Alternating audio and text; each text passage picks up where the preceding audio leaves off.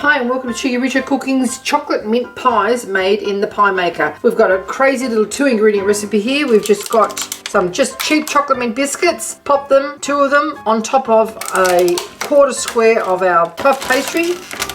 And we just roll those up and put them into the pie maker and make sure they're all completely covered. This pastry's still a little bit frozen, but I'm not going to make it with the normal pie maker shape. I'm just going to make it like a little turnover. Like so, and then just smush it all together. Not going to be particularly pretty, but we're going to serve it with ice cream anyway, and then just pop it into your pie maker.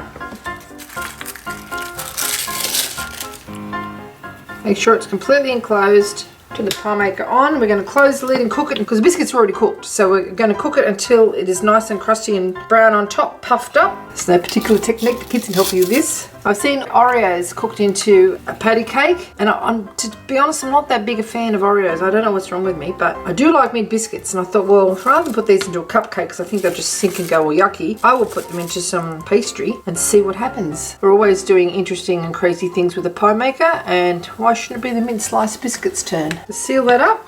Close the lid and cook it for about 6 or so minutes. Check on it so that it doesn't burn, and we'll see what it looks like. And just look at these crazy little things. I've turned them over. They're completely encased. I'll let them cool off a little bit because they're going to be molten inside, and then I'll cut them in half and show you what they look like. Perfect with ice cream. Chocolate mint pies. Thanks for watching.